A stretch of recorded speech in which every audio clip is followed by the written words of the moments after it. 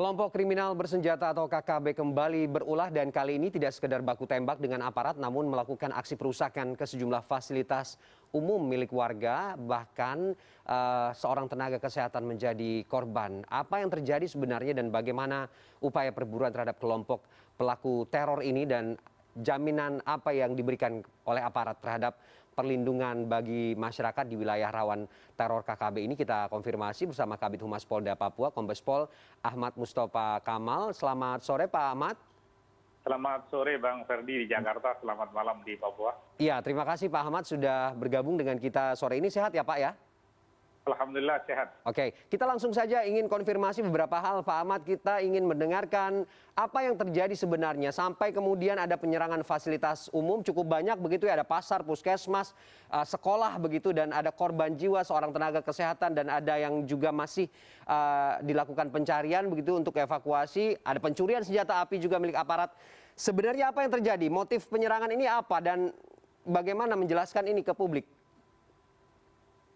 Terima kasih dapat kami informasikan ya, untuk peristiwa penyerangan kelompok kriminal bersenjata pada hari Senin kemarin itu diawali dengan mereka melintas di sekitar pos perbatasan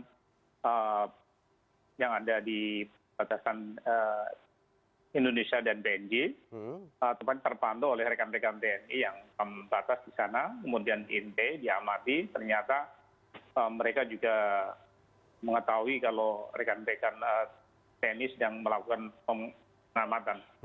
Kemudian terjadi kontak tembak antara kelompok kriminal bersenjata dengan rekan-rekan pengamanan batas, dan kemudian mereka mengarah ke Koramil dan Polsek. Akhirnya dari Polsek dan Koramil juga melakukan kontak tembak sama mereka. Dan tidak lama kemudian, selang kurang lebih 1 jam, ini cukup mengejutkan kepada kita semua. Mereka dengan serta-merta melakukan pembakaran terhadap segala fasilitas yang ada di distrik atau di kecamatan yang ada di Wirok ini, ya termasuk sekolah, puskesmas. Dari beberapa fasilitas itu termasuk di dalam puskesmas masih ada beberapa tim medis yang ada di sana yang siap untuk memberikan pelayanan masyarakat. Ternyata mereka juga diamuk, bahkan ada beberapa korban mengalami penganiayaan, termasuk dokter ya, itu mengalami luka di lengan sebagian kanan, itu luka tangan. Ya, pada saat itu ketika mereka melakukan penganiayaan dan pengejaran terhadap beberapa tim medis, maka tim medis dengan begitu bagaimana berupaya untuk melepaskan diri dari pengejaran dari kelompok kriminal bersenjata. Sehingga dari beberapa tim medis kemarin ditemukan pada hari Senin itu sekitar 8 orang sudah ada di pos, namun setelah diidentifikasi ada 3 nama yang saat itu belum muncul, sehingga dari keterangan beberapa tim medis yang saat itu juga sama-sama melarikan diri, terlihatlah Pak Kerol, ya, yang saat itu dia lari sendirian. Kemudian rekan-rekan dari TNI dan Polri selain melakukan pengamanan di sekitar lokasi kebakaran, juga melakukan pengejaran terhadap kelompok kriminal bersenjata. Oke. Jadi pada sore hari ya, silakan Pak. Ya, pada sore harinya itu kita katakan rekan-rekan dari TNI dan Polri mengatakan kerugian material maupun orang, ditemukan 3 orang yang muncul. Nah, kemarin hari Rabu itu dapat kita temukan 2 jenazah, 2 orang ya, atas nama Ibu Christina Sambe dan Gideon Elian, rekan-rekan TNI dan Polri ya, karena itu keterangan dari Kapolres cukup terjal dari ketinggian dari belakang puskesmas itu cukup terjal, panjang hampir 500 meter atau setengah kilo. Jadi itulah situasi dan kondisi, sehingga ketika kemarin didapatkan sekitar pukul 15.30, hanya 1 korban yang dapat kita bawa oleh rekan-rekan TNI Polri, yaitu Christina Sambe yang saat itu dalam kondisi hidup.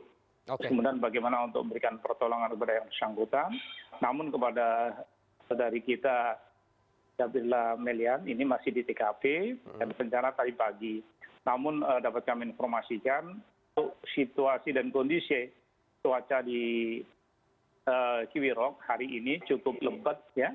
Begitu juga di Kota Jayapura dari pagi hingga siang tadi cukup lebat. Jadi untuk rekan-rekan dari tim yang akan melakukan kelanjutan untuk mengevakuasi para korban ini belum dapat dilakukan, termasuk pencarian terhadap saudara kita yang saat ini belum didapatkan, yaitu General Tosai.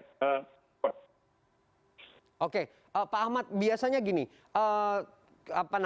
kontak antara kelompok kriminal bersenjata ini terjadi di hutan begitu ya, tapi kemudian sekarang bergerak menuju ke permukiman warga. Bahkan mereka bisa semena-mena melakukan perusakan, pembakaran begitu ya, dan bahkan melukai warga sipil dengan membakar fasilitas publik di situ. Bagaimana memahami situasi ini? Apakah jumlah mereka semakin banyak atau kemudian upaya-upaya perburuan kepada mereka selama ini memang belum dikatakan berhasil begitu, sehingga keleluasaan mereka ini sampai ke permukiman warga dan melakukan hal-hal seperti ini? Ya, terima kasih Bang. Jadi perlu kami informasikan, untuk daerah Pegunungan Bintang itu sesungguhnya cukup kondusif ya di beberapa tahun sebelumnya. Namun 1 tahun terakhir ini, tepatnya sekitar 2-3 bulan terakhir, mereka melakukan kekerasan terhadap rekan-rekan kami yang berada di pos waktu pengamanan dan adil, terus kemudian melakukan pembakaran terhadap ekskavator 3 minggu yang lalu, terus kemudian kemarin Senin Selasa juga melakukan pembakaran terhadap fasilitas umum. Ya, jadi setelah mereka melakukan pembakaran di hari Senin, mereka dikejar oleh rekan-rekan TNI, mereka lari ke distrik Ukika. Mereka juga melakukan pembakaran fasilitas yang sama ya, ada sekolah, ada puskesmas, ada rumah kampung balai ya, kampung ya, balai kampung itu. Kapolres dan Pak Bupati selesai melaksanakan rapat pasca untuk menyikapi permasalahan-permasalahan yang ada di Kiwirok. Jadi lagi beda itu lagi konsentrasi dengan Kiwirok, ternyata mereka melakukan kekerasan lagi atau pengerusakan bahkan pembakaran terhadap fasilitas yang sama di distrik lainnya. Oke, Pak Ahmad, upaya perbaikan tentu sedang dilakukan hari ini, tapi juga paralel dengan aparat yang akan mengejar atau memburu kelompok-kelompok ini, kabarnya juga 2 peleton BRIMOB akan diturunkan. Bagaimana kemudian kita bisa menitipkan jaminan keamanan bagi warga yang ada di sekitar kawasan rawan tersebut dan perlindungan juga buat mereka yang saat ini masih mengungsi, Pak Ahmad? Ya, jadi kalau mengungsi tidak ya secara kumulatif, hanya memang kebutuhan di Kiwirok ini semakin menipis karena kan arus transportasi yang dia lakukan itu kan melalui transportasi udara. Namun demikian sampai saat ini belum ada penerbangan ke sana, baik situasi alam tidak mendukung karena rekan-rekan kami yang sudah diterbangkan ke Jayapura tidak bisa mendarat di Kiwirok, mereka masih standby di Pegunungan Bintang di Oksibil. Mudah-mudahan nanti kalau situasi dan kondisi di Kiwirok membaik ya, rekan-rekan akan segera menyampai di sana untuk memberikan perlindungan kepada seluruh warga masyarakat yang ada di Kiwirok maupun di Okika. Di kekuatan 2 SST itu cukup untuk mengatasi kelompok kriminal bersenjata yang ada di Pegunungan Bintang. Oke, artinya ada deploy pasukan begitu ya untuk memberikan perlindungan dan keamanan bagi warga di sana ya? Oke. Ya, jadi ada Satgas Nemangkawi yang ada di sana. Jadi rekan-rekan dari Satgas itu yang akan memburu mereka. Oke, baik. Jaminan keamanan itu yang dibutuhkan oleh masyarakat yang saat ini masih dilanda ketakutan begitu ya pasca kejadian kemarin. Terima kasih Pak Ahmad sudah bergabung dengan kita sore ini. Salam sehat. Terima kasih, salam sehat.